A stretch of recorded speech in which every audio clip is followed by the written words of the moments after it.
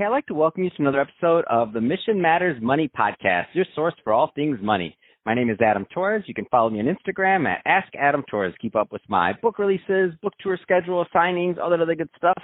Always love to connect with you there. And as always, if you'd like to apply to become a co-author of one of my upcoming books, just head on over to the website, missionmatters.com, and click on Become an Author to apply. All right, so today I have Christine Ashmore on the line, and she's Investment Relations Director over at Quantum AI Investment. Christine, welcome to the show. Thank you so much, Adam. It's a pleasure to be here. All right, so excited to talk to you today. We have some news here today, which I'm not going to spoiler it right now about the fund, but just to start out with, to give the audience a little bit of background, tell us a little bit more about Quantum AI Investment. Well, I've been with Quantum AI since the beginning of April. It's a very exciting place to be because this fund has over $482 million under assets under management. For the first time in 10 years, they are accepting new assets. Jerry Epidoka is the CIO, CEO of Quantum. He is the manager of the fund, and he has enjoyed double digits returns on the fund, high double digits, an average of 35% for the past 10 years. He uses a combination of He uses 44 different indices to analyze both mid-size and large companies, and from that has a platform that does that for him, and then he further makes decisions in terms of what investments to move forward on. What are the right types of investors typically, like investor profiles, that Quantum AI Investment looks like for accepting new assets?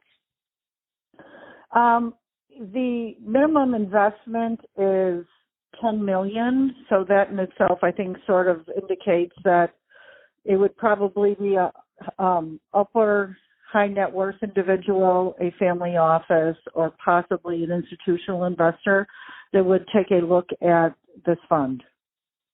That's awesome. And in terms of is there hold period? I mean, give us some of that kind of background on it. Okay, so it's, the idea is to make the investment for the long term.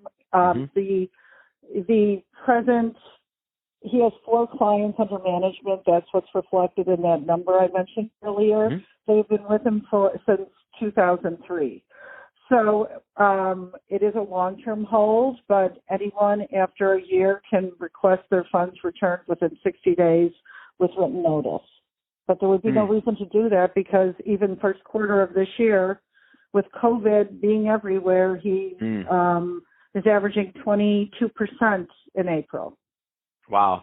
All right, Christine. So can you tell us a little bit more about the investments? I mean, what you can share. So whether it's industry or sector or anything like that. So please. Well, this is a long equity investment and primarily in the technology space. Jerry believes that technology will improve the world and in turn improve society. And with that in mind, his focus presently is digital payments is one area, 5G mobile, social media, software as a service, electronic vehicles, alternate energy, and the last one being cannabis that he's studying. Cannabis is a little inflated right now, but that is the next sector he's keeping an eye on for the future. And so, Christine, if somebody's listening to this and they want more on Quantum AI Investment, what's the best way for them to reach out and to learn more? They can either call me direct at 847-334-3218, or they can go on our website, which is quantumaiinc.com. Fantastic. Well, Christine, it's been awesome having you on the show today. Appreciate you coming on and sharing more about what's going on over at Quantum AI. And to the audience, as always, thank you for tuning in. Hope you got a lot of value out of this. If you did, don't forget to subscribe to the podcast. Leave me a review on the Apple iTunes Store. And if you're watching this on our YouTube channel, Mission Matters Money, definitely give us a subscribe there. And also leave us some comments in the video. I mean, love to know what you thought and what kind of things you have going on in your world.